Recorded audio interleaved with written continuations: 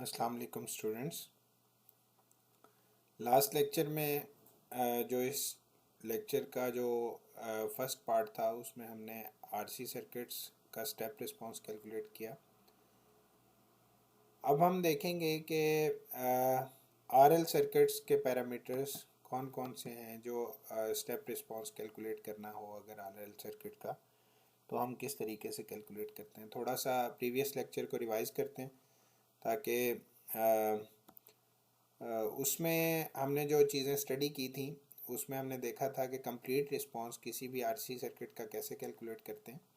That is basically sum of natural response of और transient response of RC circuit plus forced response और steady state response of the RC circuit. और जो आपका natural response या transient response होता है उसको हम टेम्परेरी रिस्पांस कहते हैं, क्योंकि वो कैपेसिटर के अंदर जो एनर्जी स्टोर्ड होती है उसी एनर्जी से सर्किट को एक्साइट करता है। और इसके बरक्स जो हम फोर्स्ड रिस्पांस या स्टेडी स्टेट रिस्पांस कैलकुलेट करते हैं वो परमानेंट होता है, क्योंकि उसको हम एक्सटर्नली किसी इंडिपेंडेंट सोर्स से एक्साइट कर रहे होते हैं। ठीक है, और उसके लिए जो हमने इक्वेशंस फाइंड आउट की थी तो हमने वी नॉट की वैल्यू कैलकुलेट की थी टी लेस देन ज़ीरो पे, जिसको हमने कहा था टी ज़ीरो माइनस या टी ज़ीरो प्लस या T is equal to zero, because capacitor can not change its value instantaneously, it need some time to change the value of voltages. तो zero minus at zero और zero plus जो voltage की value है उसको हमने we not consider किया था। इसी तरह से v is equal to infinity पे जो वैल्यू हमने फाइंड आउट की थी उसको हमने वी एस कहा था। और नेचुरल रिस्पांस में जो हमने कांस्टेंट डिकेइंग कांस्टेंट कैलकुलेट किया था उसकी वैल्यू हमने e minus T over tau find out की थी टी ग्रेटर देन ज़ीरो के लिए। तो ये सारी चीज़ें हमने फाइंड आउट की थी। और इसके बाद फिर थोड़ा सा हमने थियोरेटिकली देखा था कि किस तरीके से ट्रांजिएंट रिस्पांस क्या होता है और स्टेडी स्टेट रिस्पांस क्या होता है। अब हम समरी में हमने क्या देखा था कि 3 स्टेप्स में हम इसको कवर करते थे। वी ज़ीरो फाइंड आउट करते थे, वी इन्फिनिटी फाइंड आउट करते थे DC voltage across capacitor apply करने के बाद, और टाइम कांस्टेंट की वैल्यू फाइंड आउट करके वो सारा कुछ इसमें प्लेस करते थे। और एक स्पेसिफिक टाइम इंस्टेंस पे जैसे T is equal to one, T is equal to three, T is equal to four, T greater than zero या टी लेस देन ज़ीरो पे जो भी वैल्यू हमें प्रॉब्लम में प्रोवाइड की होती थी उस वैल्यू पे हम इस इक्वेशन की फाइनल वैल्यूज़ कैलकुलेट कर लेते थे। अब हम चलते हैं थोड़ा सा डिस्कशन करते हैं आरएल सर्किट्स के ऊपर और किस तरीके से स्टेप रिस्पांस फाइंड आउट किया जाता है आरएल सर्किट्स का, वो हम देखते हैं। थ्योरी को देखते हैं जी। Consider the RL circuit in figure 7.48 A. ये फिगर आपको गिवन है जिसमें एक वी एस सोर्स गिवन है, रेजिस्टेंस गिवन है और एक इंडक्टर कनेक्टेड है। अब जैसे ही t is equal to zero होगा तो ये कनेक्ट हो जाएगा, और इसकी कनेक्शन के लिए हमने अगेन एक स्टेप फंक्शन यूज़ किया, अगेन एक सिंगुलरिटी स्टेप फंक्शन यूज़ किया जिसको हमने मल्टीप्लाई करवा दिया अपने वोल्टेज सोर्स के साथ। और इस वोल्टेज सोर्स के साथ मल्टीप्लाई करवाने के बाद जैसे ही ये वैल्यू लेस देन ज़ीरो पे थी तो ये ज़ीरो रिस्पॉन्स आ रहा था इसका, और जैसे ही ये कनेक्ट हुआ उसके बाद ये वैल्यू हमारी करंट प्रोवाइड हो गया इंडक्टर को।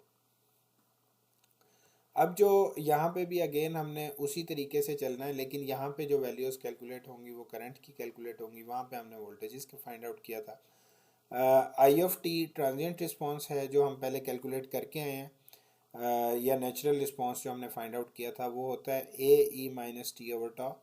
ठीक है, टॉ की वैल्यू इसमें एल ओवर आर हमने फाइंड आउट की थी। इसी तरह जो स्टेप स्टेडी स्टेट रिस्पॉन्स होता है वो होता है आपका वी एस ओवर आर। ठीक है, और ये थ्योरी जो है ये सारी आपको बताई किस तरीके से ये वैल्यू फाइंड आउट होती है। अब अगर इन दोनों रिस्पॉन्सेज को हम सम अप कर लें और 7.57 और 7.56 दोनों को 7.55 में प्लेस करें तो हमारे पास जो आंसर आता है करंट की जो वैल्यू आती है total, that is A E minus T over tau plus V S over R. ठीक है, ये वैल्यू आपकी आ गई सिंपल। अब आपने अगेन उसी पैटर्न पे चलना है जिस पैटर्न पे हमने आरसी मॉडल को पढ़ा था, आरसी स्टेप रिस्पॉन्स कैलकुलेट किया था। वहाँ पे हम वोल्टेज कंसीडर कर रहे थे, यहाँ पे हम करंट कंसीडर करेंगे। वहाँ पे कैपेसिटर के अक्रॉस वोल्टेज थी, यहाँ इंडक्टर के अक्रॉस करंट फाइंड आउट करेंगे। तो बिल्कुल उसी पैटर्न पे जिस तरह V0 माइनस V0 प्लस और V is equal to zero वो सेम होते थे, यहाँ पे I0 plus I0 minus is equal to I naught. इसी तरह at t is equal to zero पे जो आप वैल्यू फाइंड आउट करते हैं I नॉट की, that is A plus VS/R, ठीक है। और यहाँ पे जो फाइनल आंसर A की वैल्यू अगर आपने निकालनी हो तो वो इसको आप यहाँ पे सब्ट्रैक्ट कर देंगे। I नॉट माइनस, यहाँ पे माइनस साइन मिसिंग है, I नॉट माइनस VS/R। तो ये कांस्टेंट की वैल्यू आप फाइंड आउट कर सकते हैं, ठीक है। सब्स्टिट्यूटिंग फॉर A, अब A की जो वैल्यू आपने कैलकुलेट की है, इस वैल्यू को आपने प्लेस करना है 7.58 इस इक्वेशन में, ठीक है।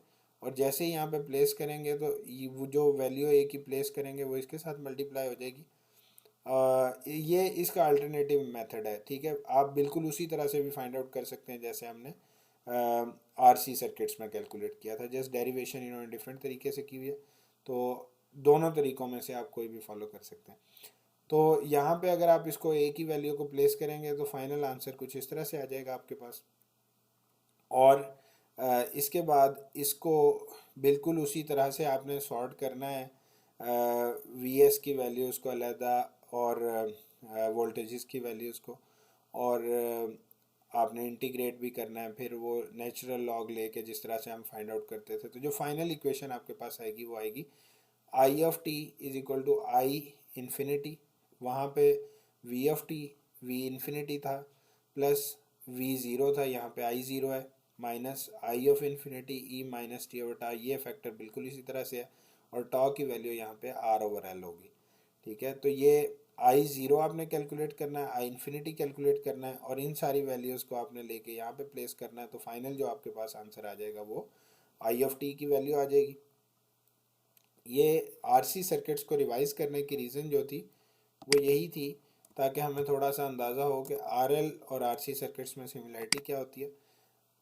ये हम पढ़ते आ रहे हैं शुरू से ही, और ये सारी डेरिवेशंस हम साथ साथ करते हैं। तो होपफुली आप लोगों को अब तक अंदाज़ा हो गया होगा किस तरीके से इसको लेके चलते हैं।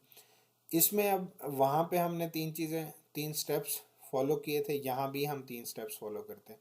यहाँ पे जो 3 स्टेप्स हैं उसमें पहला स्टेप क्या था, हमने I of zero at t is equal to zero plus या t is equal to zero minus या t is equal to zero पे कैलकुलेट करना। सेकेंड स्टेप था आपने final inductor current I infinity find out करना, then time constant आपने find out करना, ठीक है। तो ये सारी वैल्यूज़ फाइंड आउट करने के बाद इस इक्वेशन में प्लेस करनी है, until unless you are asked about the value of I of T at specific value of T. ये इक्वेशन आपकी फाइनल आंसर होगी। लेकिन अगर आपसे पूछा जाए कि t की कोई स्पेसिफिक वैल्यू है, उस वैल्यू पे आपने I ऑफ टी की वैल्यू फाइंड आउट करनी है, तो I इन्फिनिटी को आप प्लेस करेंगे, I0 माइनस को प्लेस करेंगे, I इन्फिनिटी अगेन प्लेस करेंगे, और इसको सॉर्ट करने के बाद यहाँ पे जो डिकेइंग कांस्टेंट की वैल्यू है ये आप प्लेस करोगे, और डिकेइंग कांस्टेंट में टॉ की वैल्यू जो है वो अगेन जैसे ही आप इस पे सोर्स अप्लाई करते हैं तो inductor as a short circuit act करता है, और शॉर्ट सर्किट के तौर पे आप आर इक्विवेलेंट कैलकुलेट करोगे, और जो आर इक्विवेलेंट होगा वो आर ओवर एल में आप प्लेस करोगे, ठीक है। और यहाँ से आपकी वैल्यू टॉ आ जाएगी, टॉ को यहाँ पे लाएंगे, प्लेस करेंगे, तो फाइनल आपके पास आंसर आई ऑफ टी की फॉर्म में आ जाएगा। और अगर फर्दर कोई टी की वैल्यू उसने बताई हुई है जिस तरह हमने आरसी की एग्जांपल में किया था, तो यहाँ पे आप टी की वैल्यू प्लेस करोगे और सिंपल आपके पास आंसर आ जाएगा। That's it. और अब एक एग्जांपल हम इसके हवाले से कर लेते हैं किस तरीके से वो फंक्शन करेगी।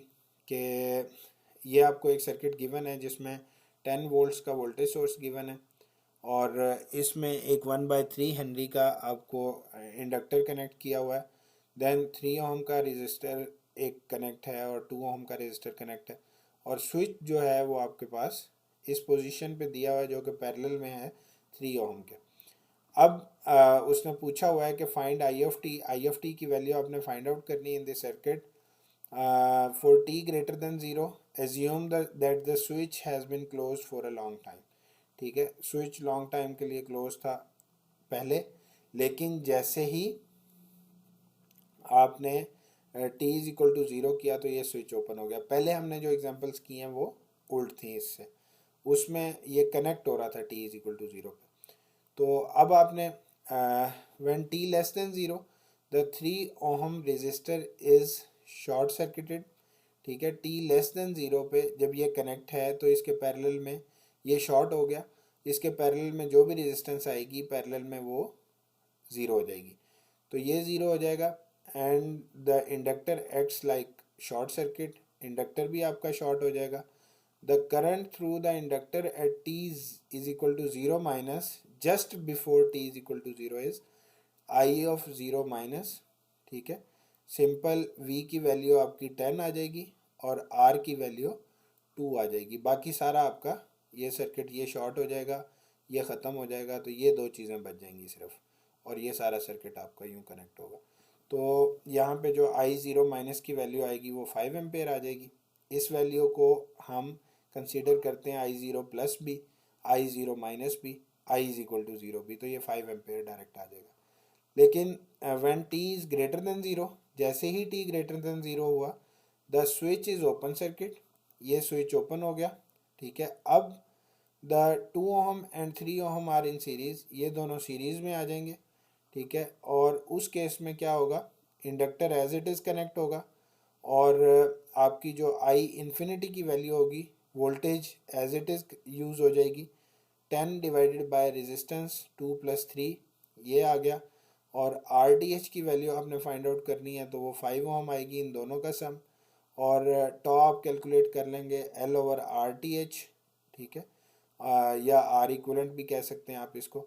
एल की वैल्यू आपको गिवन है, ये प्लेस करेंगे तो 1/15 सेकेंड्स आपकी टॉ की वैल्यू आ जाएगी. अब जो इक्वेशन थी स्टेप रिस्पॉन्स की, that was I of T is equal to I infinity plus I of 0 minus I of infinity multiplied by decaying constant.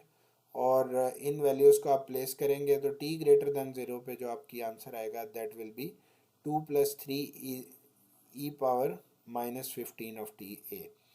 अब अगर आपसे कहा जाए कि इसको आपने फर्दर t की किसी स्पेसिफिक वैल्यू के लिए भी सॉल्व करना है तो आप इसको सॉल्व कर देंगे सिंपल. अगर नहीं कहा गया तो आप उसको नहीं छेड़ेंगे. That's it for this lecture. Hopefully कि आप लोगों को ये दोनों टॉपिक्स समझ आ गए होंगे, आरसी और आरएल का.